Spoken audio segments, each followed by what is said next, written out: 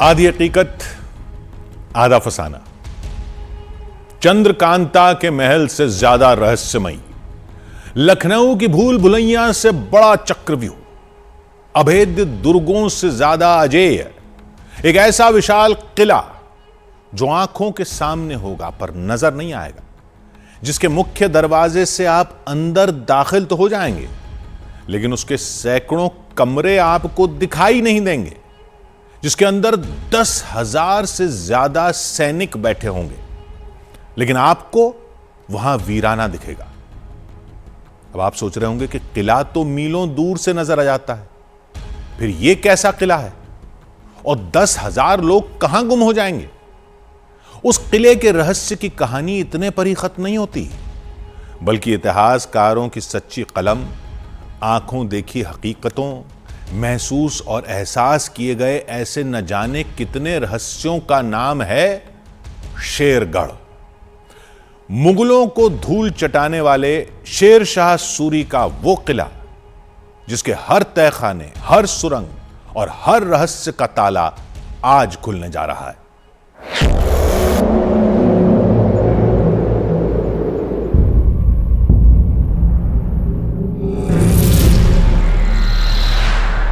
शेरगढ़।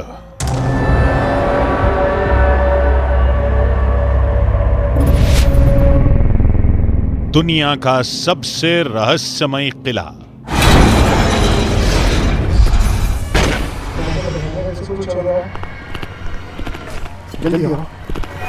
यूं तो यह किला पहाड़ी पर पूरे 16 किलोमीटर के दायरे में फैला है, लेकिन नीचे से देखो तो बादलों में गुम।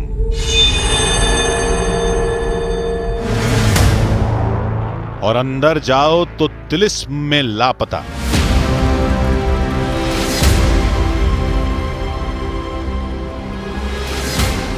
उस किले की सबसे बड़ी खासियत यह है कि ऊपर से आप गुजर जाइएगा, पता नहीं चलेगा कि कहीं किला भी है, घर द्वार भी है। 3 तला तक मिलेगा, नीचे मिट्टी भरी हुई है। वो किला नहीं बहरूपिया है, कभी भूल भुलैया बन जाता है। पहाड़ काटकर पहाड़ के नीचे 7 तला किला बने, इसका एकमात्र उदाहरण शेरगढ़ किला। तो कभी खौफ की चादर ओढ़कर खौफनाक। यहाँ पर इतने समझिए कि लोग मारे गए, इतनी खून की धारा बही। शेरगढ़ उसके बाद परित्यक्त हो गया। कभी किस्सों ने उसे अंधविश्वास का रूप दिया। जहाँ जहाँ भी खजाना बादशाहों ने दफन किया है, जिन्नातों का ऐसा बसेरा वहाँ रहता है। तो कभी इसकी हकीकत ही इसका श्राप बन गई। खजाने के चक्कर में इस किले को लोग तोड़ तोड़ के बर्बाद कर रहे हैं। आज हम हर तहखाने को खंगालेंगे, हर उस कहानी का रहस्य उधेड़ेंगे जिसने शेरगढ़ को बना दिया है रहस्यगढ़।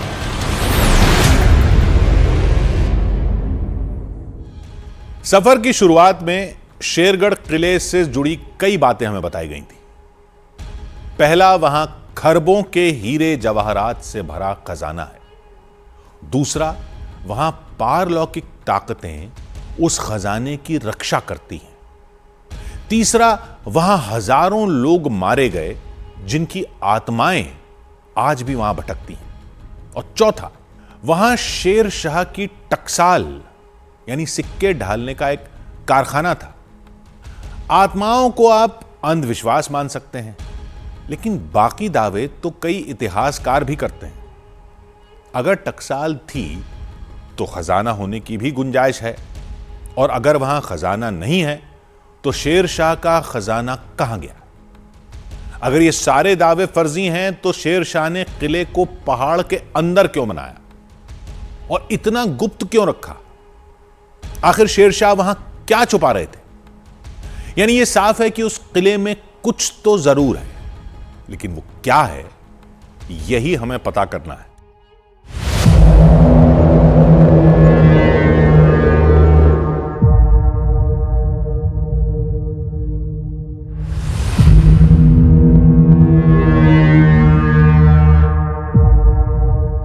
एक राज जो खत्म नहीं होता,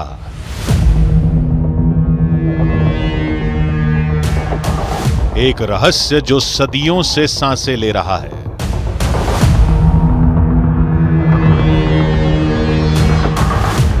एक तिलिस्म जिसे कोई नहीं तोड़ पाया।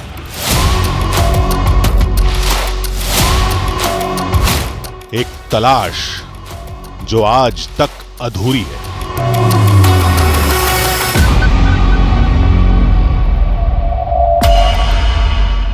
आज हम हर पत्थर पलटेंगे,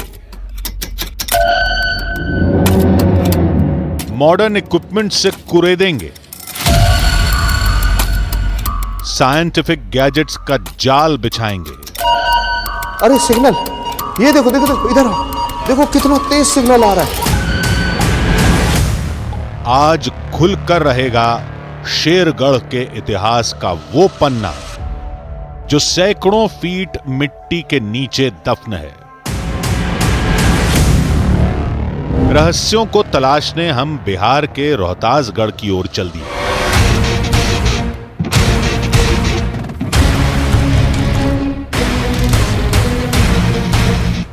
वहां कैमूर की पहाड़ियों पर शेरगढ़ का गुप्त किला बना है।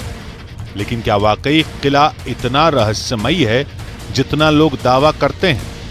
यह समझने के लिए हमने कुछ इतिहासकारों से हकीकत जानने की कोशिश की। अजूबा किला है, क्योंकि किले जो होते हैं पहाड़ी के ऊपर होते हैं, लेकिन वो किला जो है वो पहाड़ी के अंदर है, अंदर खोद करके बनाया गया है। और अब्बास खान सरवानी ने उसको, जो तारीख़ शेरशाही का लेखक है, अकबर के समय में जो किताब लिखी गई, कहिए कि अकबर के अनुरोध पर लिखी गई, उस किताब में वह लिखता है कि यह शहरे को है, भुरकुड़ा का किला। शेरगढ़ उसका पहले नाम नहीं था, पहले उस किले का नाम था भुरकुड़ा का किला। जब शेर शाह के पिता को ये जागीर मिली तो उनके अंडर में आ गया, फिर शेर साहब का उस पर कब्जा हो गया। किला पहले जमीन के ऊपर था। कहते हैं शेर शाह ने फिर पहाड़ काट कर उसके अंदर एक और गुप्त किला बनवाया। 3 तला तक मिलेगा, नीचे मिट्टी भरी हुई है। अच्छा, 3 मंजिल तक नीचे जाया जा? हाँ, जाया जा सकता है, और नीचे मिट्टी भरी है। अगर उस किले की सबसे बड़ी खासियत यह है कि ऊपर से आप गुजर जाइएगा, पता नहीं चलेगा कि कहीं किला भी है, घर द्वार भी है। अच्छा, पूरा निकल जाए, पूरी सेना निकल जाएगी। लेकिन उस किला के भीतर पूरी सेना है और उसमें से कई गुफाएं हैं। आप बाहर से घेर भी लें तो उसकी गुफाओं से पूरी सेना बाहर निकल जाएगी। अगर इसकी खुदाई आपके माध्यम से अगर इसे करा दे भारत सरकार, तो मैं कहता हूं कि भारतीय इतिहास में एक नया अध्याय जुड़ जाएगा, प्राचीनता को लेकर भी और वहाँ की भव्यता को लेकर भी। ये सामान्य बात नहीं है कि पहाड़ काट कर 7 ताला बना दिया जाए। बात कोई आम शख्स कहता तो शायद हम कहानी मान लेते, लेकिन ये दावा इतिहासकारों का है, यानी किले का पहाड़ के अंदर बना होना हकीकत है। अब सवाल यह है कि ऐसा क्यों किया गया? शेर शाह ने खुद को, अपने परिवार को और खास लोगों को बचाने के लिए अंडरग्राउंड किला बनवाया। लेकिन यह काम तो बेहद मजबूत दुर्ग बनाकर भी हो सकता था। कहते हैं इसके पीछे एक दूसरी वजह भी थी। उस किला के अंदर टकसाल हुआ करते थे, जो मान्यता है वहाँ के लोगों की, और सिक्के ढाले जाते रहे होंगे, जो वहाँ से निकाल कर रोहतासगढ़ फोर्ट या और भी जो गुफाएं उसमें से निकली है, जो किंवदंतियों के अनुसार, उसके माध्यम से बाहर ले जाया जाता होगा और समाज में उसका उपयोग किया जाता होगा। तो आज वही वहाँ के लोग बताते हैं कि आज भी उस गुफा में घुसने पर सिक्कों की खनखनाहट सुनाई पड़ती है।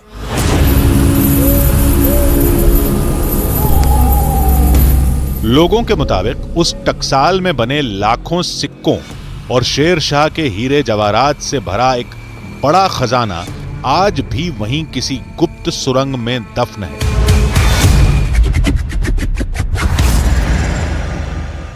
काफी खजाना है, उसके बारे में भी कहा जाता है कि वो चूंकि गुप्त किला है ना, राजाओं महाराजाओं के पास हीरे जवाहरात जो होते थे वो निश्चित रूप से उस किले के भीतर जो तहखाने हैं उसमें छिपा कर रखे गए होंगे। और अगर आज उसकी खुदाई हो तो इस पर से भी पर्दा उठ सकता है। खजाने को हासिल करने के लिए कई युद्ध हुए, लेकिन उन गुप्त सुरंगों और तहखानों का तिलिस्म कोई नहीं तोड़ पाया। सूरी सल्तनत के समाप्त होने के बाद जब मुगलों ने भोजपुर पर आक्रमण किया तो श्री राम सिंह ने आकर के इस किले को, शेरगढ़ को वो हस्तगत कर लिया और इसका नाम रख दिया बादलगढ़। लेकिन जब काला पहाड़ आया और उसने इस पर जो है बहुत भारी कत्लेआम हुआ, अंततः श्री राम सिंह को छोड़ना पड़ा। इसीलिए बुकानन ने लिखा है कि यहाँ पर इतना कत्लेआम हुआ, इतनी खून की धारा बही शेरगढ़ में कि इसके बाद ये परित्यक्त हो गया है। शेरगढ़ की कहानी खोखली नहीं थी, बल्कि वहां अनसुलझे रहस्यों का जाल बिछा है। लेकिन जितना मुश्किल उन रहस्यों को सुलझाना है, उतना ही मुश्किल शेरगढ़ तक पहुंचना भी है।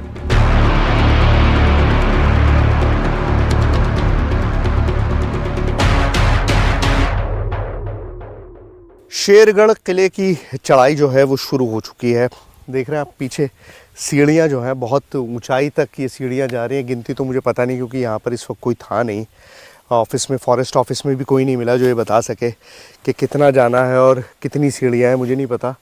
बट जो दिखाई दे रहा है उसके हिसाब से काफ़ी ऊंचाई है और इस ऊंचाई तक जाना है उस किले के लिए, जिस किले के बारे में कहा जाता है कि शायद हिंदुस्तान का सबसे बड़ा ख़जाना अगर कहीं है तो वो इसी किले में मौजूद है। मुझे नहीं पता कि वहाँ तक पहुँचने में कितना वक्त लगेगा, लेकिन चढ़ाई तो शुरू कर दी है और लेट्स सी कहाँ तक जाते हैं। आइए। हमने चढ़ाई शुरू की। हमें नीचे से किले की एक झलक भी नहीं दिख रही थी, लेकिन कहते हैं कि किले में बैठे सैनिक 10 किलोमीटर दूर से दुश्मन पर नजर रख सकते थे। ऐसे रहस्य खींच रहे थे तो चट्टानी चढ़ाई रास्ता रोक रही थी।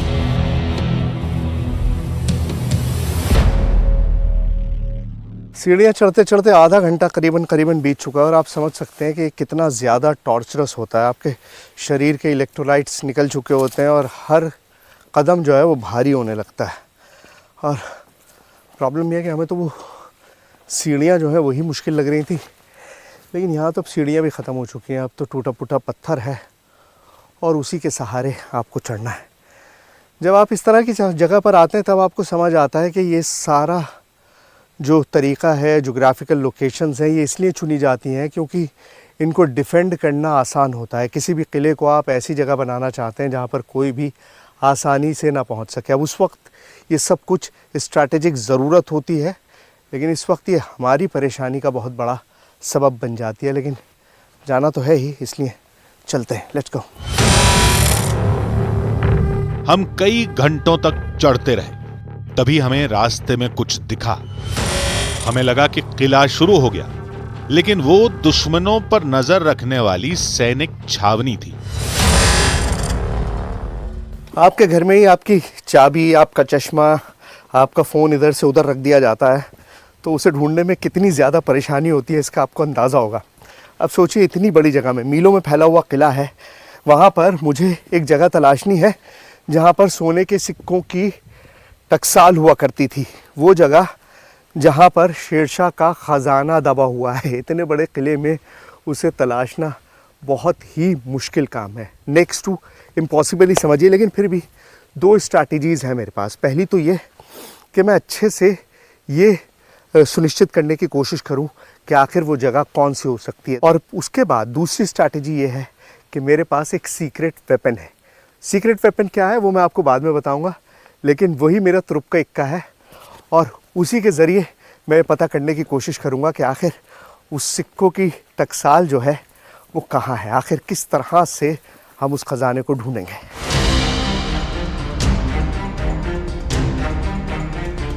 हमने फिर चढ़ाई शुरू की।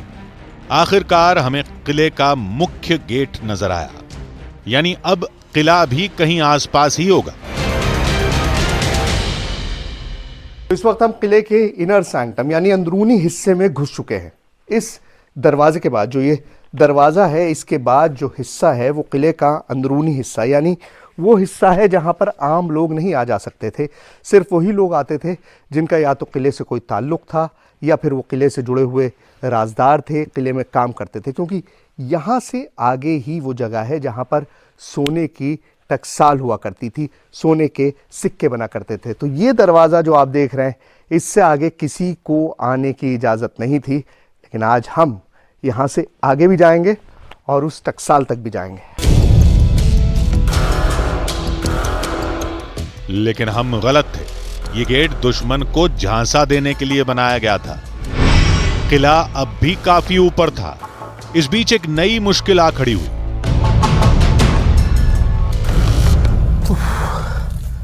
यार मैं बिल्कुल जो है थक गया हूँ। एक कदम भी जो है मुझसे चला नहीं जा रहा है मेरे भाई।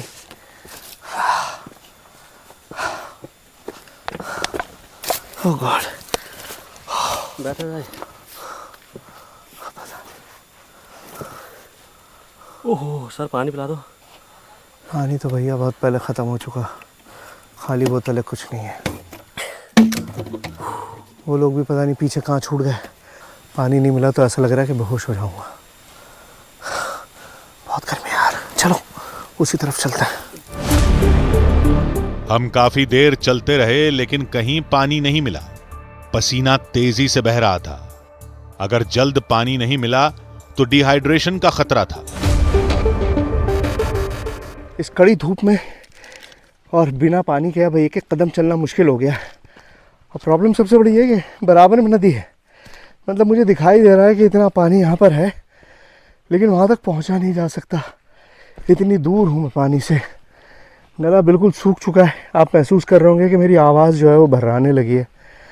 अब अगर पानी नहीं मिलेगा, I don't think I will survive. कोई आवाज़ सुनाई देना पुजारी? हाँ, कोई जानना तो नहीं है, पेड़ों की आवाज़। हाँ, लेकिन ऐसा लग रहा है ना जैसे कोई चल रहा है। शायद हमारी टीम होगी। उनके पास पानी था। हम तेजी से आवाज की दिशा की ओर भागे। जल्दी आओ, एक आदमी है, जल्दी आओ। अरे क्या बात है? शुक्र आप मिल गए। दौड़ रहे क्यों? इसलिए दौड़ रहा हूँ क्योंकि बहुत देर से कहाँ से आए आप लोग? पानी नहीं था। बहुत देर से हम बहुत प्यास से घूम ठीक है, रहा हूँ। पानी पिला दीजिए। पहले बताइए आप लोग आए कहाँ से? मैं बता दूंगा। पहला बहुत सारे लोग यहाँ खजाना तलाश करने आते हैं। खजाना नहीं तलाशना है, पहले पानी पिला दीजिए। पानी तो यहाँ मिलता नहीं है। ऐसे एक बॉडी है, चलिए मैं आपको दिखाता हूँ, शायद हो सकता है कि हो। बस थोड़ा सा 2 घूंट पानी दे दीजिए। चलिए मैं आपको दिखाता हूँ, आइए।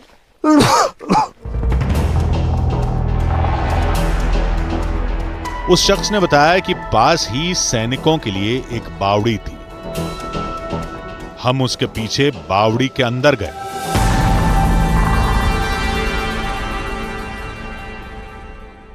रहस्य और भूल भुलैयों से भरी हुई दुनिया है। आवाज़ देखना किस तरह से गूंज रही है।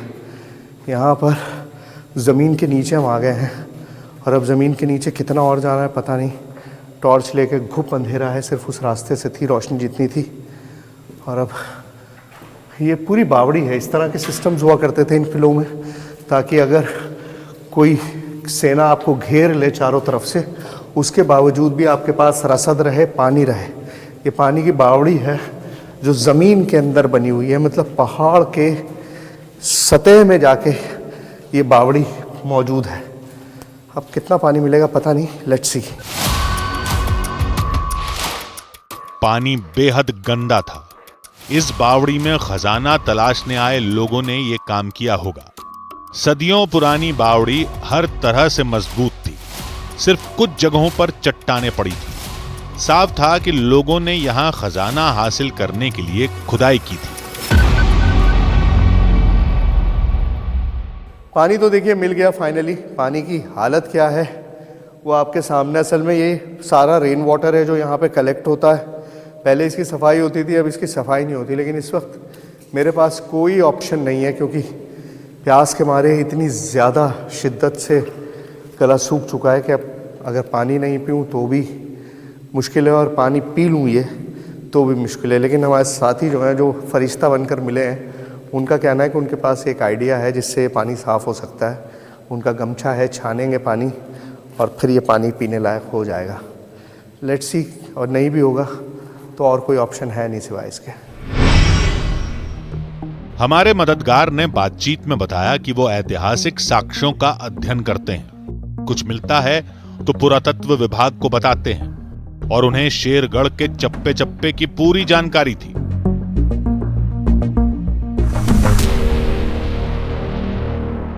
देख रहे हैं ये जो पश्चिम साइड का, ये खरवार राजा का बनवाया हुआ था। ये हिस्सा खरवार राजा का था।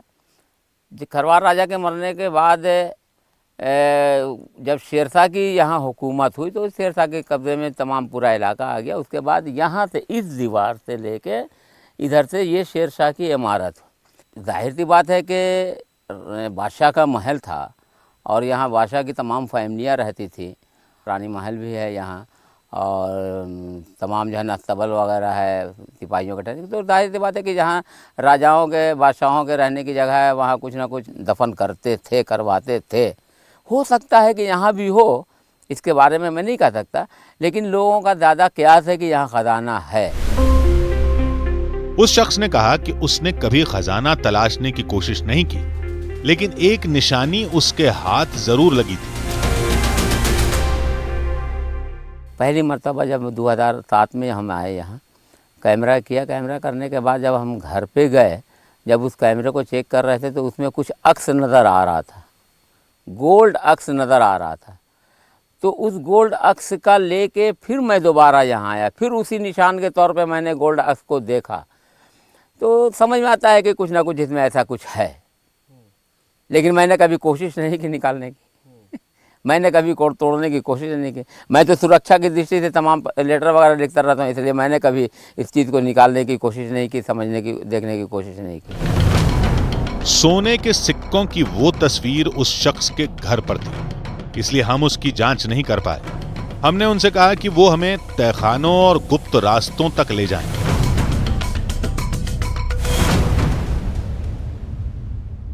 ये है वो ये तहखाने इस तरह के बने हुए हैं ज़मीन के अंदर। ये दरअसल यहाँ तहखाने 5 में से ये एक तहखाना जो है, ये नाच घर इसको बोलते हैं।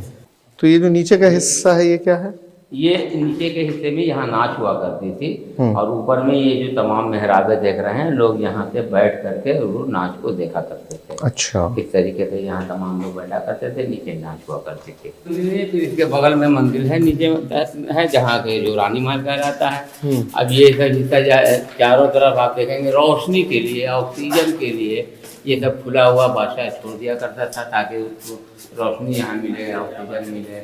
इस तरह से जो है ना बादशाहों ने बड़ी मजबूती से, बहुत खूबसूरत तरीके से इसे बनाया है।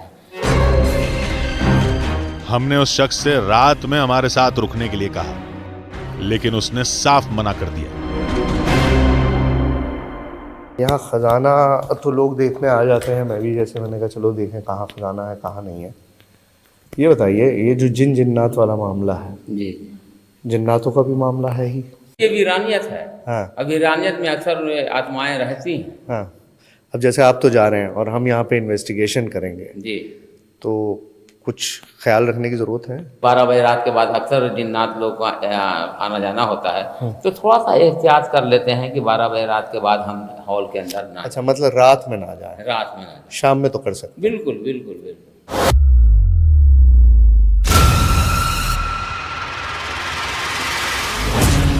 आधी हकीकत आधा फसाना की टीम अब उस वीराने में अकेली थी और चारों तरफ था वो तिलस्मी किला। वो किला जो दिन ढलते ही खूंखार हो जाता है। अब जो भी हो, रहस्य तो तलाशना ही था। हमने पूरे किले की मैपिंग करने की ठानी। इस किले तक पहुंचने के लिए लोग हजारों बार कोशिश करते हैं, सैकड़ों लोगों ने कोशिश की है, लेकिन बहुत कम लोग यहाँ तक पहुंच पाते हैं क्योंकि इस तक पहुंचने का रास्ता बहुत ही ज़्यादा दुर्गम है, मुश्किल है। और अपने ज़माने में ये अजय किला था, एक ऐसा किला जिसको जीतना ऑलमोस्ट इम्पॉसिबल था क्योंकि तीन तरफ नदी है, पठार का एरिया है और आप कहीं से भी यहाँ पर आ नहीं सकते सिवाय एक रास्ते के। और ये पूरा इलाका जो आपको दिखाई दे रहा है, ये सारा इस किले ने अपने अंदर समेटा हुआ है। मतलब पूरा पहाड़ जो है वो एक तरह से इस किले में सिमट गया है। पूरा पहाड़ का टॉप जो है वो ये किला ही है और उसके अलावा कुछ भी यहाँ चारों तरफ नहीं है, कोई आबादी नहीं है, कुछ नहीं है किलोमीटर तक, और सिर्फ किला है और उसके चारों तरफ नदी है। किला बेहद विशाल था।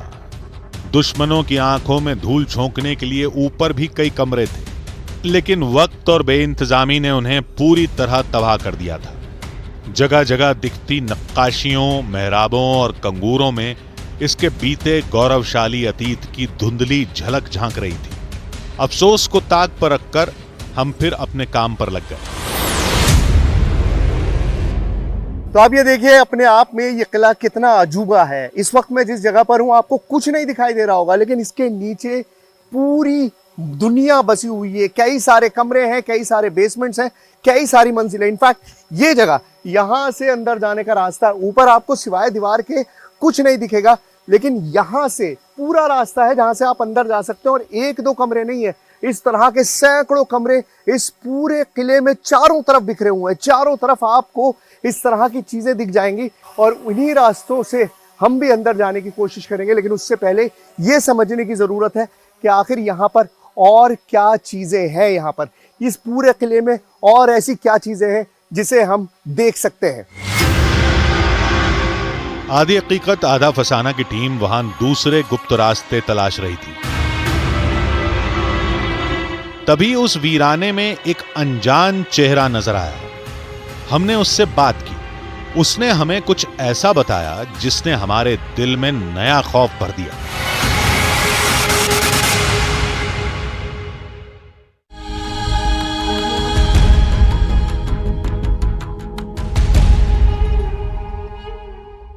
ब्लास्ट गोल्ड वाटर गाड़ियां जो है वो इस डेरा की गली बस्ती में यहाँ पर पहुंची और इस इलाके को उन्होंने चारों तरफ से घेरा। हालांकि आप मेरे पीछे भी तस्वीरों में देख सकते हैं कि ये जो जवान है ये लगातार नजर बनाए हुए हैं इन पहाड़ों पर, सड़कों पर, गलियों में, बाजारों में, घरों में, मंदिरों में, मस्जिदों में, हर जगह सर्च ऑपरेशन जो है वो चल रही है।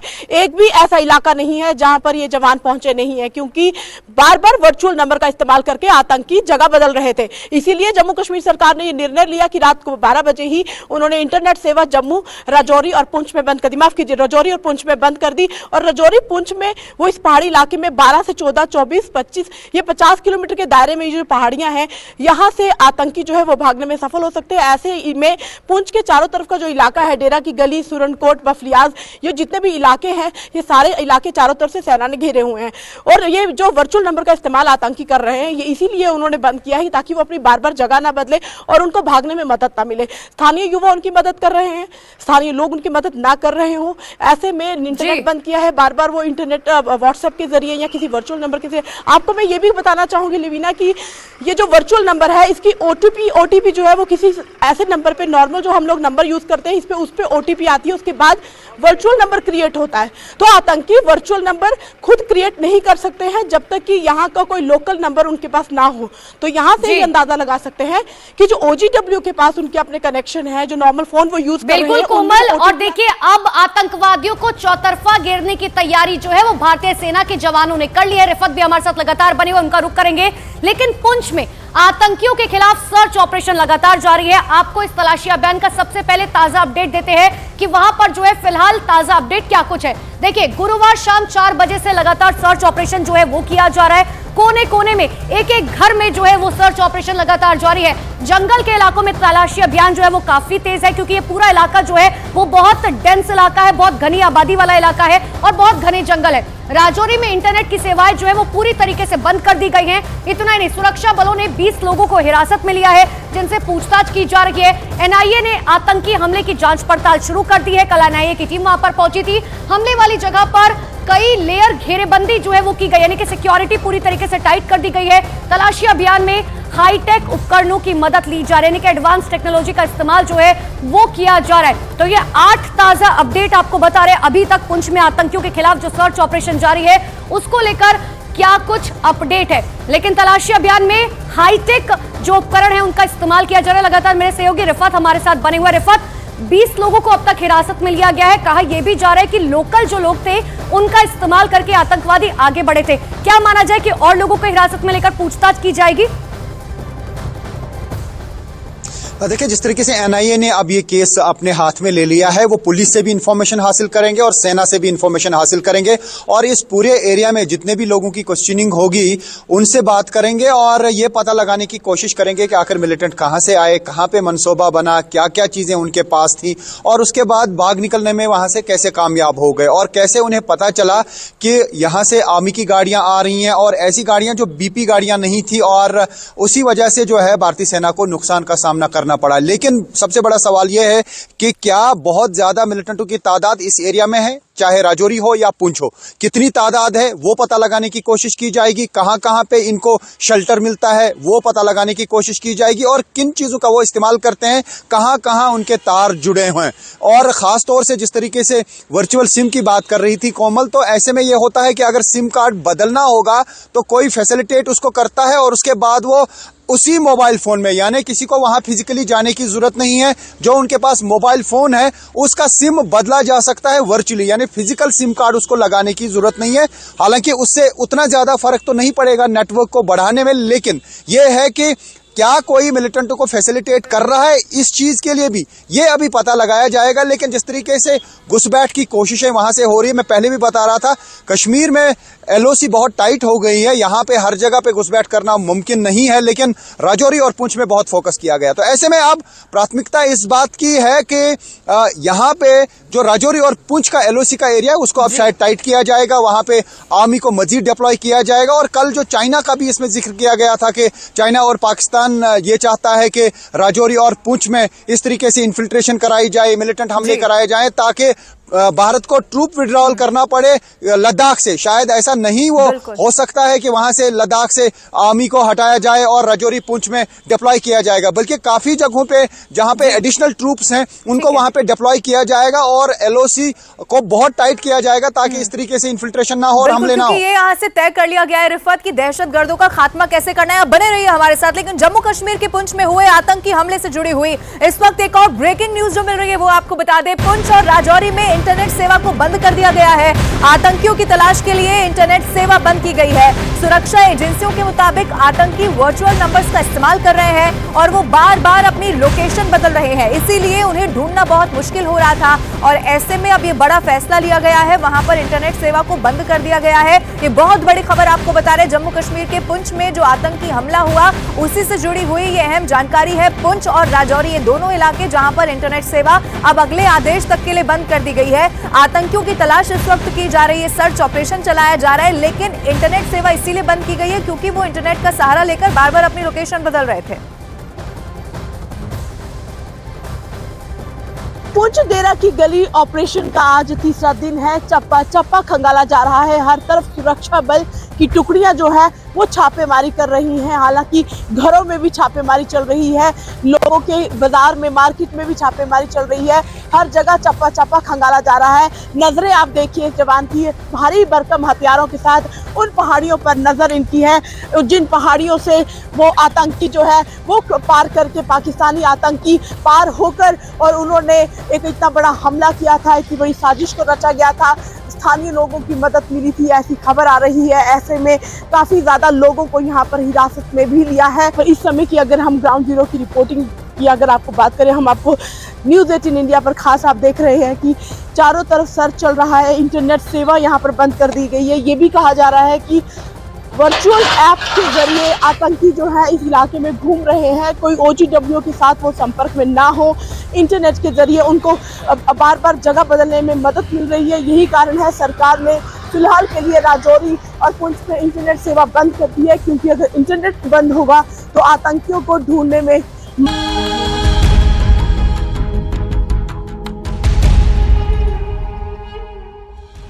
आधी हकीकत आधा फसाना, न भूत प्रेत न जिन्न जिन्नात।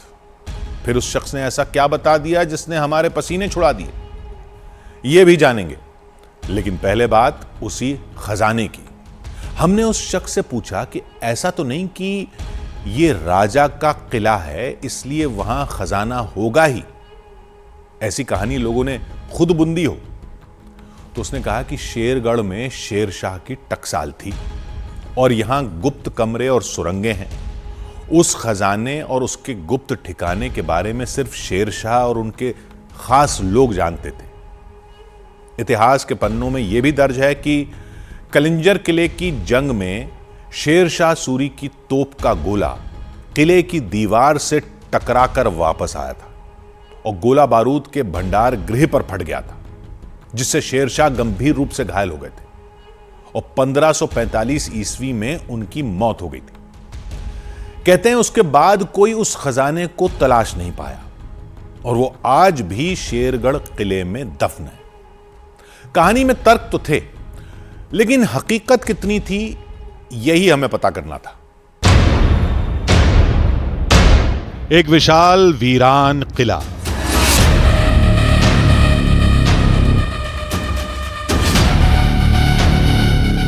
किले में जमीन के अंदर 7 मंजिला इमारत,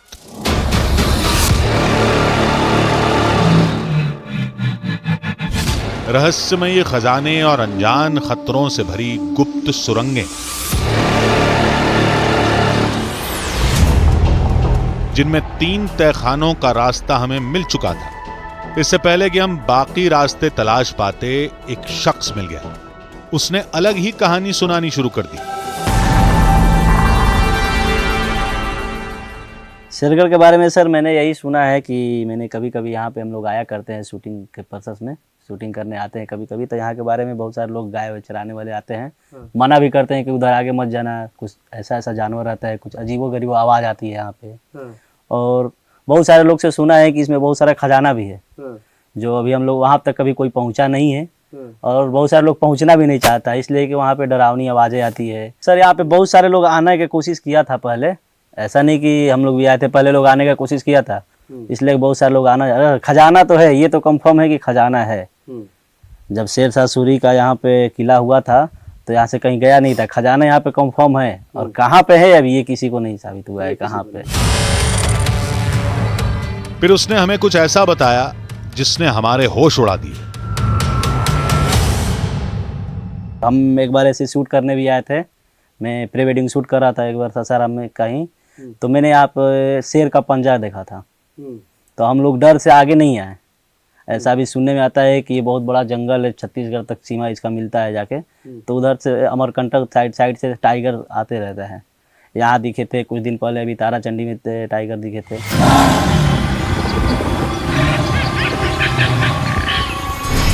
हमें बाघ के खतरे का पता होता तो वन विभाग की मदद लिए बिना यहां नहीं आते।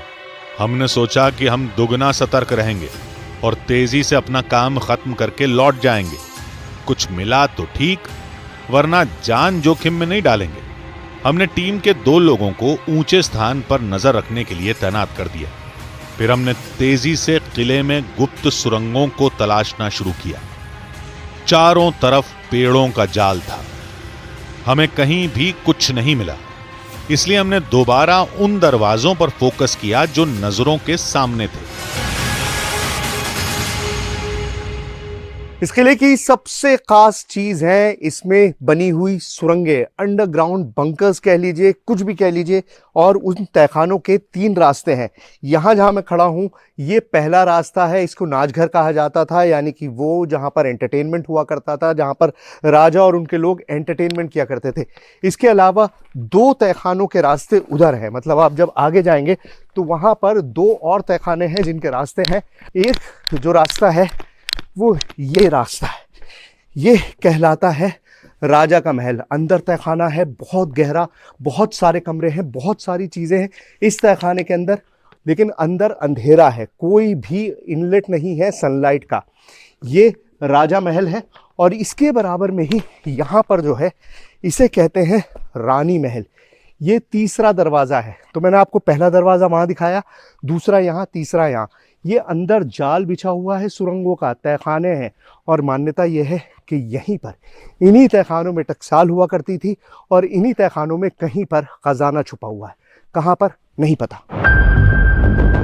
यहां खजाना छुपा भी होगा तो जाहिर है जमीन के अंदर होगा, ऊपर से उसका अंदाजा लगाना नामुमकिन था।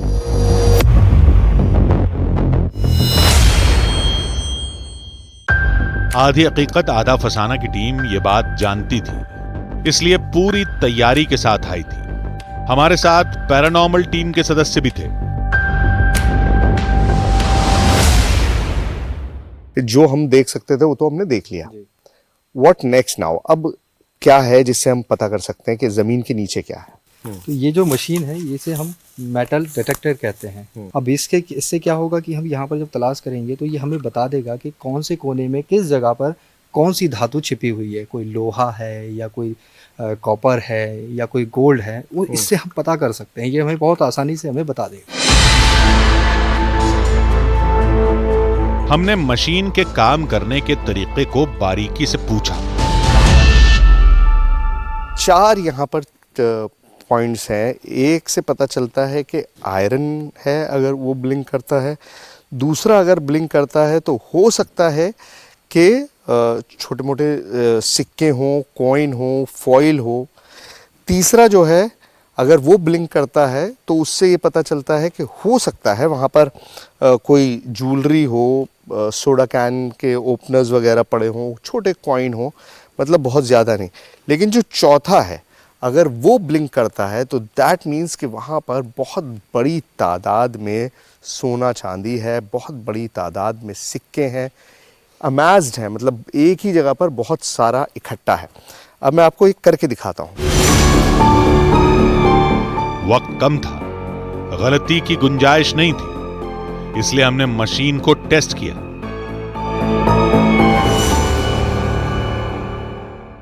तो ये कड़ा है, बहुत हैवी है, पुजारी जी का, हमारे जो कैमरा पर्सन है। अब इसको देखते हैं कि डिटेक्ट होता है नहीं होता, और एक चैलेंज की तरह मैं लेता हूँ। गोविंद को देता हूँ ये। गोविंद, इसको कहीं छुपा दो मेरे पीछे। मेरा चेहरा पूरे वक्त, ये कंटिन्यूस शॉट चल रहा है, हम काटेंगे नहीं, मेरा चेहरा इधर है, ये छुपा रहे हैं, और फिर मैं देखता हूँ कि मैं इसे कितनी देर में तलाश सकता हूँ। ऑल राइट, गो।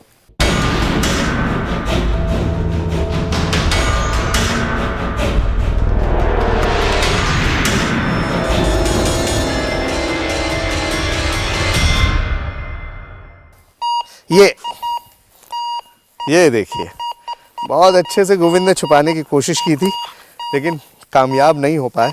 यहाँ बहुत ज़्यादा तेज़ सिग्नल मिल रहा है। ये देखो पुजारी, यहाँ पर दिखाओ कितना तेज़ सिग्नल इसका बज रहा है।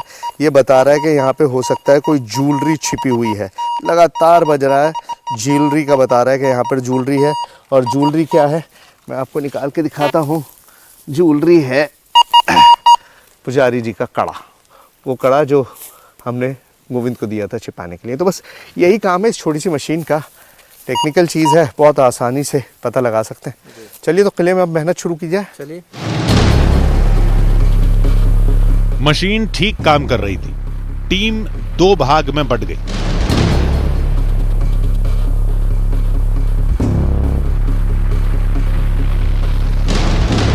आधी हकीकत आधा फसाना की टीम ने किले के एक हिस्से में सोने की तलाश शुरू कर दी। वहीं पैरानॉर्मल टीम दूसरे हिस्से में खजाना तलाश करने लगी, लेकिन काफी देर तक कुछ नहीं मिला। अरे यहाँ बैठे हो, क्या हुआ? यार थक गया भाई, कितना लंबा किला है, कुछ पता चला? कहाँ कहाँ तलाश है, कुछ नहीं पता चला। और लग मुझे ये रहा है कि इस तरह तो घूमते रहे ना तो इस किले में तो हफ्तों लग जाएंगे, इतना बड़ा ये किला है। मुझे लग रहा है कि अब हमको स्पेसिफिक स्पॉट्स पे करना चाहिए।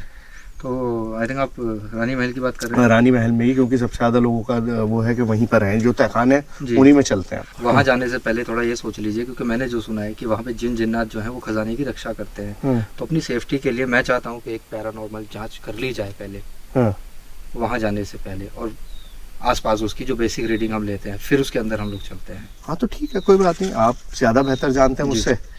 Let's go and do it. चलो आओ। अब हमें किले की अंदरूनी मंजिलों की जांच करनी थी। कहते हैं उन्हीं कमरों में सुरंगों का रास्ता है। दीवारों के उस पार जमीन के किसी कोने से कोई गुप्त रास्ता खुलता है, ठीक किसी तिलिस्म की तरह।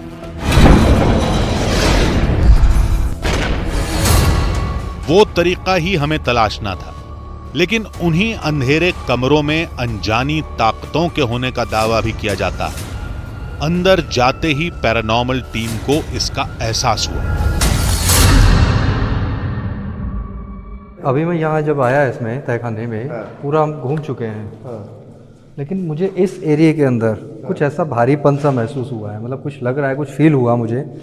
तो मैं चाहता हूँ मैं इस जगह पर या उस जगह पर, मतलब इस पूरे जगह पर मुझे नेगेटिविटी थोड़ी सी फील हुई है। तो मैं यहाँ मैं आपको कंटेक्स्ट दे दूं कि ये जो जगह है ये रानी महल था और सबसे ज़्यादा खुदाई जो है वो यहीं पर हुई है और इसी के बारे में फेमस है कि इसकी दीवारों में लोगों ने सोने को देखा है। अब दीवारों में सोना है या नहीं है, लेकिन पहले ये पता कर लें कि भैया कोई ऐसी पावर तो नहीं है जो उठा के पटक दे, जैसा लोग कहते हैं। लोग कह रहे हैं कि वो हाँ। उसकी जो है तो क्या करेंगे हम भाई? मैं यहाँ अपने K2 मीटर से एक बार चेक कर। चलो पहले तुम K2 मीटर से सर्च कर लो, तुम्हें कुछ नहीं मिलेगा तो फिर हम सर्च कर लेंगे। गुप्त अंधेरे कमरे में एक अजीब सी घुटन और दबाव था। उस एहसास को कैमरे में कैद नहीं किया जा सकता था, लेकिन वो क्या था? ऑक्सीजन की कमी या कुछ और? हमने फौरन K2 मीटर के जरिए जवाब तलाशना शुरू किया।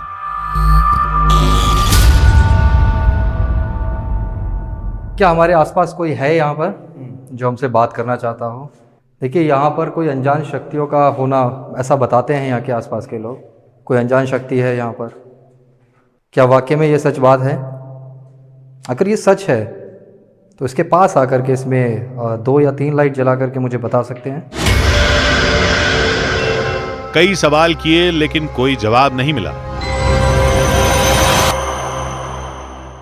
क्या कोई है हमारे पास जो हमसे बात करना चाहता हो? देखिए, इस किले के बारे में बताया कि यहाँ कोई खजाना दबा है जिसकी रक्षा कोई अनजान शक्ति करती है। अगर आप वही हैं जो हमें देख पा रहे हैं तो इस मशीन के ज़रिए हमसे बात कर सकते हैं। आप इसके पास आएं और इसमें 2 या 3 लाइट जला करके हमें बताएं कि आप यहाँ पर मौजूद हैं। कोशिश करें इसके पास आने की। ये मशीन जो है किसी भी तरीके से आपको कोई नुकसान नहीं पहुँचाएगी। ये जरिया है आपसे बात करने का। कुछ नहीं हो रहा। हमने कहा वहां कुछ नहीं है, लेकिन पैरानॉर्मल टीम बार बार कुछ महसूस होने का दावा कर रही थी। लेकिन हाँ, मैं जब आया था थोड़ा सा मुझे भारीपन तो लग रहा है यहाँ पर। तो हमारे पास कोई और तरीका है जिससे हम... नहीं, मेन तो भी K2 है और मेरे पास एक घोष मीटर भी है। तो ये पता कर लो। हाँ, और जिसको नाम दिया गया है वैसे ही तो करो। इससे क्या आप करते हैं? इससे भी सेम वही है। कम्युनिकेट करेंगे तो जिसमें ये कांटा है ये ऊपर अपने आप। अच्छा, एनर्जी का ही पता चलेगा। एनर्जी का पता चलेगा। ठीक है, एक तरीके से पता कर लिया, उससे नहीं हो रहा है तो अब दूसरे तरीके से पता करके देख लेते हैं। पैरानॉर्मल टीम ने फिर अनजानी ताकतों से संपर्क कायम करने की कोशिश की। कोई है हमारे आसपास जो हमसे बात करना चाहता हो? हम आपके बारे में जानना चाहते हैं। अगर आप कुछ अपने बारे में बताना चाहते हैं तो इस मशीन के पास आकर के इस कांटे को ज़रा सा भी ऊपर कर दीजिए। कोशिश करिए इसके पास आने की। कुछ नहीं हो रहा। ठीक है, अब कहीं और ट्राई कर लेते हैं। पैरानॉर्मल टीम ने भी माना कि वहां आत्माओं और अनजानी ताकतों के होने का दावा फर्जी था। हम अंधेरा होने से पहले तलाश पूरी करना चाहते थे, इसलिए पैरानॉर्मल टीम ने जमीन के अंदर बने राजा के महल में जांच शुरू की। क्या पता शेरशाह की इसी आरामगाह से कोई रास्ता खजाने की ओर जाता हो। उधर इसी सोच के साथ आधी हकीकत आधा फसाना की टीम रानी महल में चप्पा चप्पा तलाश रही थी। काफी देर खोजते रहे लेकिन कुछ नहीं मिला। तभी मेटल डिटेक्टर ने आवाज की। पिछले 1 घंटे से मैं लगातार यहाँ पर कोशिश कर रहा हूँ तलाशने की, और मुझे अभी तक कोई भी इस तरह की चीज़ डिटेक्ट होती हुई दिखाई नहीं दी है। तो मान लीजिए ये हल्का सा आया है, ये बता रहा है कि यहाँ पर कुछ मेटल है, कुछ मेटेलिक है यहाँ पर। नहीं, फॉल्स अलार्म है, कुछ मेटेलिक तो है। हो सकता है कोई लोहा हो, कुछ इस तरह की चीज़ हो। मेटेलिक तो है, बहुत वीक सिग्नल आ रहा है, लेकिन उस तरह का सिग्नल नहीं है जिससे पता चल सके कि कोई ख़जाना है या कोई बहुत बड़ी चीज़ है।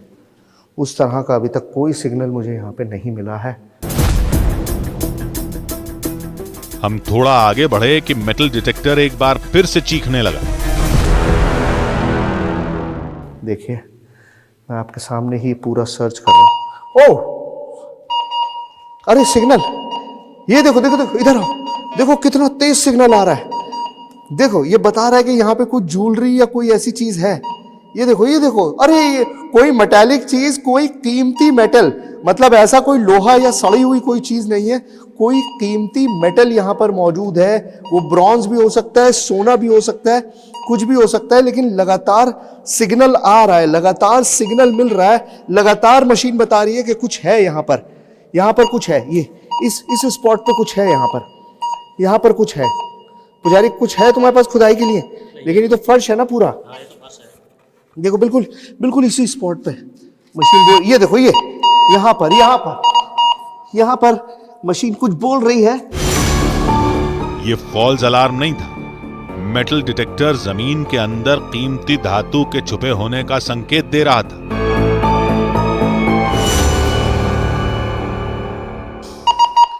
देखा, ये सिक्का किसी का पड़ा हुआ है और उसी वजह से मशीन इतना बोल रही थी। ये देखिए, ये सिक्का था,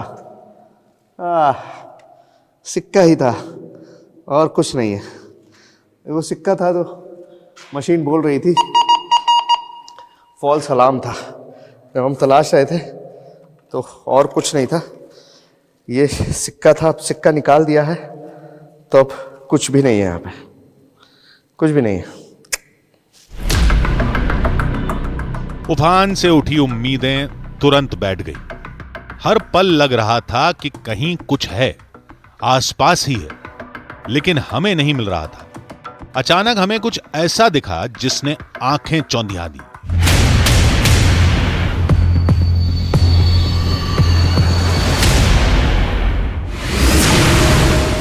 सामने एक दीवार थी, हीरों सी दमकती दीवार, जैसे उसमें हजारों लाखों सोने के महीन टुकड़े दबा दिए गए हों। आपने अपनी जिंदगी में कभी सोने की दीवार देखी है? कभी हीरे जवाहरात से भरी हुई दीवार आपने देखी है? वेल, जब इस तहखाने में मैं आया था तो मुझे अंदाजा नहीं था कि मेरे सामने कोई ऐसी चीज आएगी जो मुझे इस तरह से चौंका कर रख देगी। इस दीवार की चमक को हो सकता है आप कैमरे पे ना देख पा रहे हो, लेकिन मैं अपनी आंखों से देख रहा हूं। ये घुप अंधेरे में जैसे ही कैमरे की रोशनी यहां पर पड़ी तो ऐसा लगा कि पूरी दीवार जगमगाने लगी है। इनफैक्ट मुझे कुछ वक्त के लिए तो एहसास ही नहीं हो पाया कि यहां पर है क्या, क्योंकि दीवार की तरफ से जब रोशनी आने लगी तो आंखें चुंधिया सी गई। फिर जब मैं करीब आया तब मैंने इसको देखा, ये पूरी दीवार जो है सोने की तरह चमक रही है। जैसे जैसे लाइट पड़ रही है हजारों हजारों कण इसमें दिखाई दे रहे हैं, लाखों लाखों करोड़ों करोड़ों। आंखों का देखा क्या वाकई सच है, या ये इस किले का एक और तिलिस्म है? क्या दीवार के पीछे सोना छुपा है? ये जानने के लिए हमने मेटल डिटेक्टर से जांच की। देखिए, सोने की ये दीवार मैंने आपको दिखाई थी और अब इस सोने की हकीकत भी मैं आपको दिखा देता हूं। ये हमारी जो मशीन है मेटल डिटेक्टर, उसके हिसाब से यहाँ पर कोई भी मेटालिक चीज़ नहीं है। मैं पूरे पे आपको इसको घुमा के दिखा रहा हूँ, कहीं पर भी कोई भी ऐसी चीज़ नहीं है जिससे कोई मेटल डिटेक्ट हो सके। इसका मतलब ये है कि यहाँ पर मेटल जैसी कोई भी चीज़ नहीं है। ये जो चमक आपको दिखाई दे रही है ये बेसिकली मेटल नहीं है, ये कोई और कंपाउंड है। लोगों को जब ये चमक दिखाई देती होगी तो उनको लगता होगा कि ये सोने की दीवार है और इसी वजह से वो इस तरह से रिएक्ट करते हैं, लेकिन यहाँ पर कोई सोना वोना नहीं है। शायद ऐसी ही निशानियों को देखकर लोगों ने यहां खजाना होने की कहानी को सच मान लिया। खजाना तलाशने के लिए लोगों ने इस खंबे को 2 जगह से तोड़ा था। वहीं दूसरे कमरे में भी चट्टानें बिखरी थी। खजाने की तलाश में लोगों ने इसे कई जगह से तोड़ा था। हमने हर जगह खजाना तलाशने की कोशिश की। जब कुछ नहीं मिला तो बाहर आ गए, लेकिन बाहर आते ही जहरीली मौत का शिकार होते होते बचे। दोस्तों अभी जंगल में हम लोग जा रहे थे, रास्ते में हमें ये सांप मिला है। मेरा पैर लगा लेकिन बच गया, पैर लग ही जाता। शाम घिरने लगी थी। जंगली और जहरीले जानवर शिकार के लिए निकलने लगे थे। क्या करें ये हम सोच ही रहे थे कि तभी हमें मौत का पंजा दिखाई दिया। देखिए शाम का वक्त हो गया और शाम ढलते ही हर चीज़ का नज़ारा बदल जाता है। आपको एहसास होने लगता है कि आप जहाँ पर हैं वो जगह बिल्कुल सेफ नहीं है। बहुत सारी चीज़ें हैं। क्या? Oh shit, look at this. ये दिखाई दे रहा है आपको? आप समझ रहे हैं क्या है ये? बाय गॉड, मैं खतरों की बात कर रहा हूं और यहां सबसे बड़े खतरे का निशान पूरा मौजूद है मेरे सामने। ये अगर आप लोगों को नहीं पता तो मैं बताऊं, ये बेसिकली शेर का पंजा है। ये आप देख रहे हैं, ये शेर का पंजा है। ये उसके पग मार्क जिसे कहा जाता है, ये पग मार्क है। ये एक पग मार्क है और ये तो हमें पता ही था कि पूरा सेंचुरी है, रिजर्व फॉरेस्ट है और यहाँ पर एक टाइगर रिजर्व बनाने की भी बात चल रही थी। लेकिन मुझे ये नहीं पता था कि यहाँ किले में टाइगर्स घूमते हैं। और ये जो आप देख रहे हैं, ये निशान इस बात का गवाह है, इस बात का सबूत है, ये पग मार्क कि यहाँ पर टाइगर्स हैं। और टाइगर का मतलब है बेइंतहा खतरा। और शाम हो चुकी है, मुझे नहीं लगता कि अब हमें बहुत समय तक यहाँ रुकने की जरूरत है। पुजारी, आयु श्योर के टाइगर का ही है? बिल्कुल, आप नाखून पकड़ो ना। हाँ, नाखून तो मैं पकड़ ही रहा हूँ। मुझे दिखाई दे ही रहा है कि पूरा का पूरा पंजा जो है वो दिखाई दे रहा है कि ये टाइगर का है। इतना बड़ा पग मार्क जो है वो टाइगर का ही होता है। तेंदुए तो हैं यहाँ पर, लेकिन तेंदुए का पग मार्क कभी इतना बड़ा नहीं होता। ये पग मार्क जो है ये बहुत बड़ा है और बहुत बड़ा पग मार्क मतलब there is a heavy male tiger. यहाँ पर एक बड़ा शेर मौजूद है, एक बड़ा टाइगर मौजूद है, बाघ मौजूद है। और अपने आप में ये इतना शॉकिंग है। आप जब जंगल में देखते हैं और आपको दिखाया जाता है पग मार्क, तब शायद आपको ये सेंसेशन नहीं आती, लेकिन इस वक्त इस बियाबान वीराने में जब आपको ये पग मार्क दिखाई दे रहा है तो आप एहसास करिए कि आपको क्या फील होगा। आई थिंक ये उसका रास्ता है, यहाँ से चलना चाहिए पुजारी। We should get out of here. चलो सबको इकट्ठा करो एक जगह पर। खतरा आसपास ही कहीं टहल रहा था। अब किले में रुकना बेवकूफी होगी। लौटने के अलावा दूसरा चारा नहीं था। अब आप पूछेंगे कि नतीजा क्या रहा, तो नतीजा साफ है। इसमें कोई शक नहीं कि शेरगढ़ का किला किसी तिलिस्म से कम नहीं है।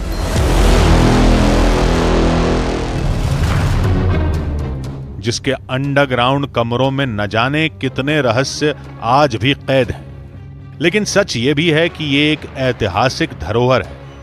धरोहर समझते हैं ना, जिसे बेहद संभाल कर रखा जाता है।